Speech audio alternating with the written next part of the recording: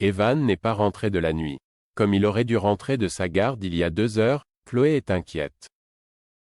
Cette dernière tente bien de le joindre mais sans succès. Pour sa part, Robin pense que son père a tout simplement été retenu à l'hôpital pour une urgence et se dit certain qu'il ne tardera pas.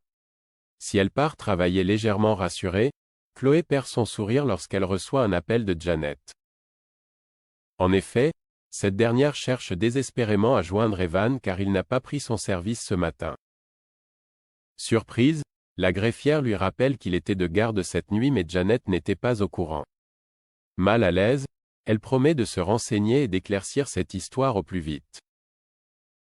En arrivant au tribunal, Chloé fait part à Cécile de ses inquiétudes. Craignant qu'il soit arrivé quelque chose de grave à Evan, la greffière se rend au commissariat pour signaler la disparition de son mari. Sur place, c'est Élise qui prend sa déposition. Lorsque la policière cherche à savoir s'il avait des problèmes dans leur couple, Chloé finit par lui dire que son mari lui a menti au sujet de sa garde. Cependant, même s'il l'a trompée et qu'il voulait la quitter, Chloé est certaine qu'Evan n'aurait pas fait les choses de cette façon. Selon elle, il aurait au moins donné des nouvelles à leur fils. Bien qu'elle ne puisse pas faire grand-chose à ce stade, la policière promet malgré tout de vérifier si la voiture du médecin a disparu ou a été vandalisée. La nuit tombée, Chloé fouille dans la tablette de son mari et découvre qu'il avait installé Affinita, une application de rencontre. Au commissariat, le commissaire annonce à Yann et Élise que le procureur leur confie l'enquête sur le meurtre d'Avignon. À quelques pas de là, Evan se réveille dans une mystérieuse pièce.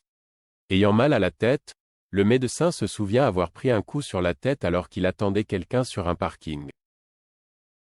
Rapidement, Evan s'aperçoit que les fenêtres de la pièce ont été condamnées par des briques. Il appelle ensuite au secours. En vain, la famille Lemierre est interrogée par la police. Après quelques jours d'hospitalisation, Alain rentre chez lui. Et autant dire que le médecin a bien l'intention de profiter de ces quelques jours de convalescence pour se faire dorloter. Dans le même temps, Elisabeth et Flore n'ont aucune nouvelle de l'enquête. Comme Alain cherche à savoir ce qu'il se trame, les 2 femmes lui racontent toute l'histoire. S'il a beaucoup de mal à imaginer Laurine faire une chose pareille, ce n'est pas le cas d'Elisabeth qui lui rappelle qu'elle a quand même incendié sa voiture. Pour Flore, c'est Catherine qui a fait le coup toute seule et Laurine la couvre. Une hypothèse qui semble mettre tout le monde d'accord. Pendant ce temps, le capitaine Léonie débarque chez Catherine. Dans un état second, cette dernière enchaîne les verres d'alcool tout en répondant aux questions du policier. Dans l'après-midi, Boris informe Elisabeth qu'il ne pourra pas assister à la réunion de 15 heures car il est convoqué par la police. La femme d'affaires lui révèle alors avoir fait part de ses soupçons aux enquêteurs concernant Catherine. Elle poursuit en précisant que s'il s'avère que sa mère est impliquée dans toute cette histoire, il ne sera en rien responsable de ses actes. De son côté, Laurine est entendue par la capitaine Léon et assure qu'elle était avec sa mère au moment où la voiture d'Elisabeth a pris feu. Concernant le diagnostic d'Alain, Laurine prétend avoir tout simplement examiné les analyses.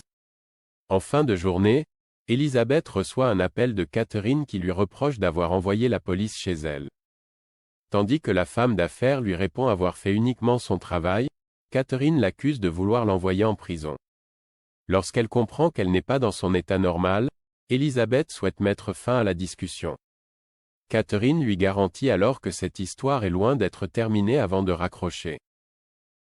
Non loin de là, Laurine et Boris quittent le poste de police. En sortant, Boris certifie à sa sœur qu'il n'a rien dit même s'il en avait très envie. Après s'être assuré qu'il ne changera pas d'avis, la jeune femme lui raconte que Catherine boit énormément et qu'elle se bourre anxiolytiques à longueur de journée. Perdue, Laurine ne sait pas quoi faire.